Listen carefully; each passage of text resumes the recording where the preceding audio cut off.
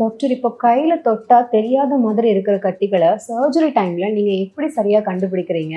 So இது நல்ல கேள்வி. ஸோ இந்த மேமோகிராம் பண்ணும்போது, அது மாதிரி பிரஸ்ட்டில் எம்ஆர்ஐ இல்லைன்னா அல்ட்ராசவுண்ட் பண்ணும்போது சிலருக்கு வந்து கட்டிகள் கண்டுபிடிக்கிறாங்க. அது சிலருக்கு அது வந்து கேன்சர் கட்டி மாதிரி உள்ள ஃபீச்சர்ஸ் இருக்கலாம் அந்த கட்டிக்கு. ஸோ அந்த மாதிரி சிச்சுவேஷனில் வந்து அந்த கட்டி வந்து கை வச்சு பார்க்கும்போது சில பேர் தெரியாது நீங்கள் சொல்ல மாதிரி.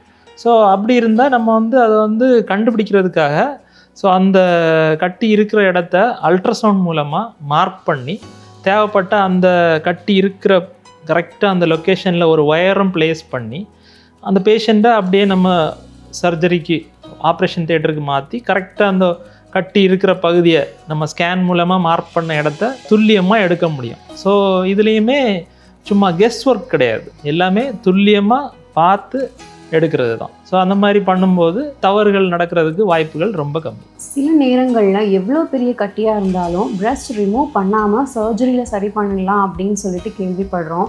ஸோ இதில் கீமோதெரப்பி அண்ட் ரேடியோதெரப்பி என்ன ரோல் ப்ளே பண்ணுது டாக்டர்? ஸோ கட்டி பெருசாக இருக்கும்போது, பிரஸ்ட்டில் கட்டி பெருசாக இருக்கும்போது பிரஸ்ட்டை ப்ரிசர்வ் பண்ணது கஷ்டமாக தான் இருந்துச்சு. ஸோ இப்போ இந்த மாடர்ன் கீமோதெரப்பி அண்ட் அந்த டார்கெட்டட் தெரப்பி ஸோ இதெல்லாம் வந்த பிறகு கட்டி வந்து அந்த இனிஷியலாக அந்த கீமோதெரப்பி சர்ஜரிக்கு முன்னாடி நியோஅட்ஜுவன்ட் கீமோதெரப்பின்னு சொல்லுவோம், அது கொடுக்கும்போது அந்த கட்டிக்கு சைஸ் வந்து ரொம்பவே சின்னதாகிடுது. சின்னதாகும்போது நம்ம அந்த கட்டி இருக்கிற பகுதியை மட்டும் ரிமூவ் பண்ணால் போதும்.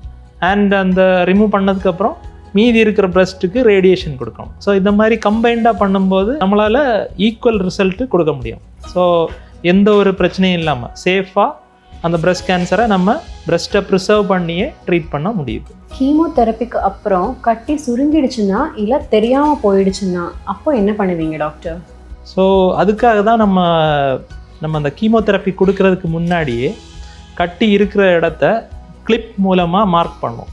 ஸோ அந்த ஸ்கேன் மூலமாக பார்த்து கட்டிக்கு சென்டர் ஏரியாவில் கிளிப்பு ப்ளேஸ் பண்ணி அண்ட் ஈவன் இந்த லிம்ஃப் நோட்ஸில் பரவி இருந்தால் அந்த லிம்ஃப் நோட்ஸ்லேயும் நம்ம கிளிப் ப்ளேஸ் பண்ணி ஸோ கீமோதெரப்பி கொடுக்கும்போது ஈவன் அந்த கட்டி ஃபுல்லாக கரைஞ்சி போனாலோ அண்ட் லிம்ஃப் நோட்ஸ் மறைஞ்சு போனாலோ நமக்கு வந்து திரும்ப சர்ஜரி பண்ணும்போது அதை ஐடென்டிஃபை பண்ண முடியும். அந்த கிளிப் இருக்கிற பகுதியை வச்சு அந்த கட்டி எங்கே இருக்குன்னு எக்ஸாக்டாக துல்லியமாக கண்டறிஞ்சு அதை நம்ம அகற்றிட முடியும். ஸோ அது பண்ணது மூலமாக நமக்கு நல்ல ஒரு ரிசல்ட் கிடைக்கும்.